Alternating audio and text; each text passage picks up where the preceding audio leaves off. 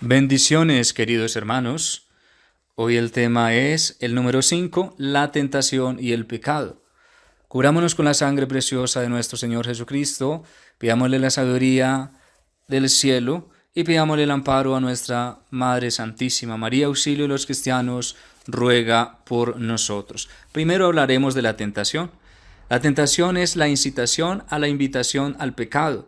Esta puede provenir de nuestros tres enemigos espirituales, el mundo, el demonio y la carne. Cada uno es tentado por sus propias consecuencias que le atraen y seducen, nos dice el apóstol Santiago, capítulo 1, versos 14. Hay que aclarar que no es pecado sentir la tentación, sino únicamente cuando se consiente. Cuando se consiente, se acepta y se complace voluntariamente en ella. Nos dice también en Eclesiásticos 2:1, si te dedicas a la vida espiritual, prepárate para la tentación. Y además podemos deducir, si Jesús, el santo de los santos, padeció las tres tentaciones del desierto, ¿cuánto más nosotros? Dice San Antonio Abad, en una visión que el Señor le permitió, contempló que para todo un barrio solamente había un demonio tratando de hacer pecar a la gente, mientras que para una persona espiritual estaban 7 demonios atacándola.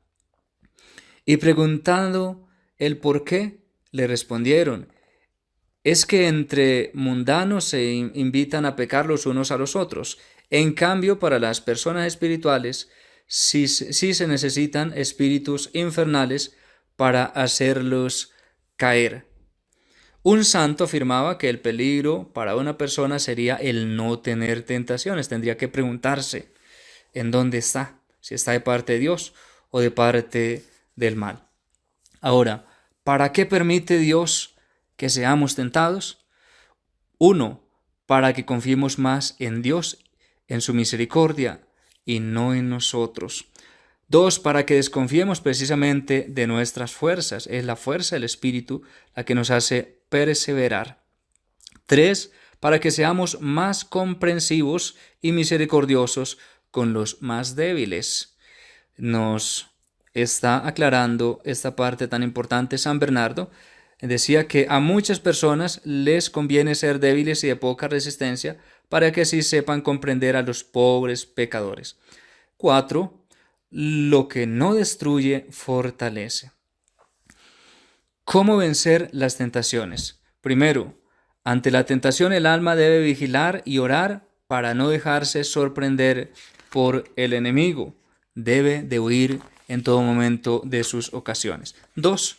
Durante la tentación ha de resistirla con energía apenas se produzca, o sea, cuando todavía es débil y fácil de vencer. Y 3. Después de la tentación ha de dar humildemente las gracias a Dios si salió victorioso, arrepentirse en el acto si cayó y aprovechar la lección para otras ocasiones. Segunda parte del tema de hoy, el pecado.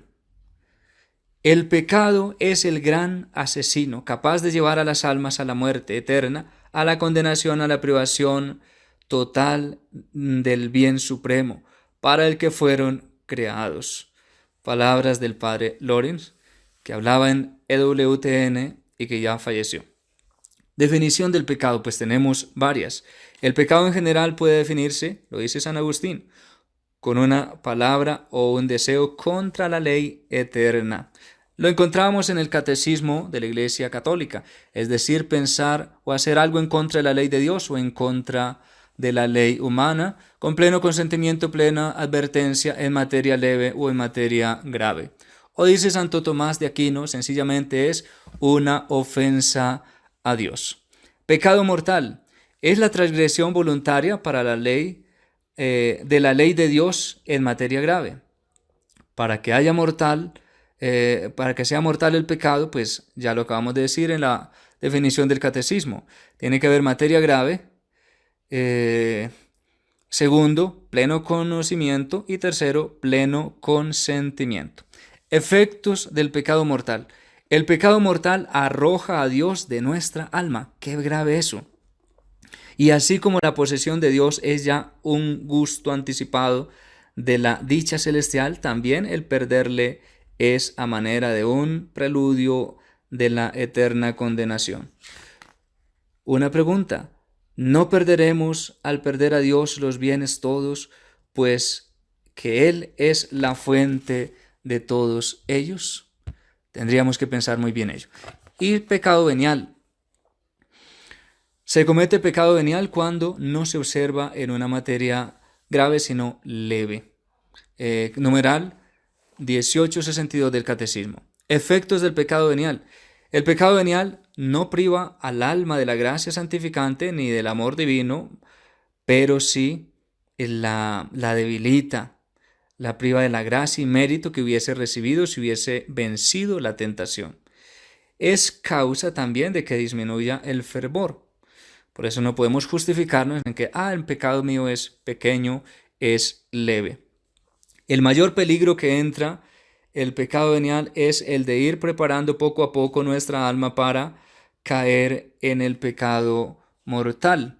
O lo que dicen por ahí es que es lo más grave, es como si nosotros quisiéramos ser siempre tibios. Y el Apocalipsis nos dice: porque no eres ni tibio ni caliente, estoy por vomitarte. Hay que pensar en lo que es el primer pecado, la caída de los ángeles, con respecto al demonio, de quien nos dice el libro del Génesis que fue el encargado de tentar a Eva. La Iglesia enseña que primero fue un ángel bueno creado por Dios, que es el diablo. Está en nuestro catecismo, numeral 391. Pero y posteriormente vino pues la caída del hombre con el pecado original. El catecismo nos enseña que en el pecado el hombre se prefirió a sí mismo en lugar de Dios y por ello despreció a Dios, y al despreciar a Dios desprecia todas aquellas cosas buenas que le había regalado: la felicidad en el paraíso, los dones que son preternaturales como la inmortalidad, inmunidad, integridad. Bueno, hay 4 rupturas con el pecado. Se rompe la amistad con Dios. Nosotros sabemos eso. También la relación con los demás. Ante el pecado, pues sabemos que hubo un quererse justificar. Fue ella la que me hizo pecar. Fue la serpiente la que me hizo pecar, diría Eva. También una ruptura con la naturaleza y consigo mismo al perderse la armonía interior.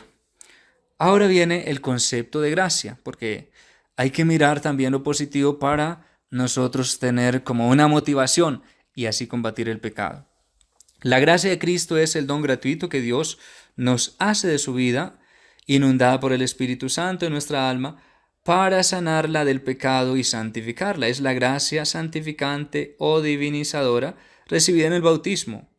Es en nosotros la fuente de la obra de santificación. Juan, del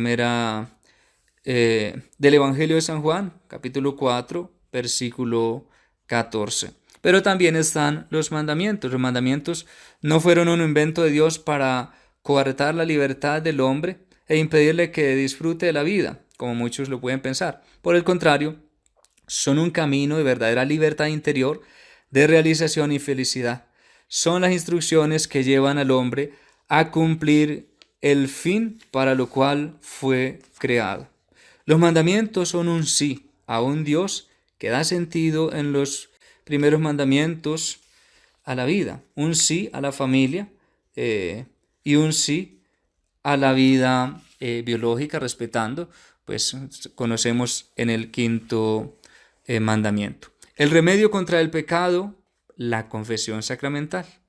Esto lo dijo Jesús. La paz con vosotros, lo repitió varias veces a los apóstoles. ¿Y por qué? Porque el ser humano es frágil y comprende nuestra fragilidad. Si fuera tan seguro en sí mismo, necesita la paz de Dios. Y vamos a recordar lo que ya recibimos en catequesis, los pasos para una buena confesión, como son examen de conciencia, arrepentimiento, propósito, enmienda, confesión y satisfacción. La práctica de este 5º tema, es hacer un examen de conciencia general y presentarle un arrepentimiento de acuerdo a ello al Señor.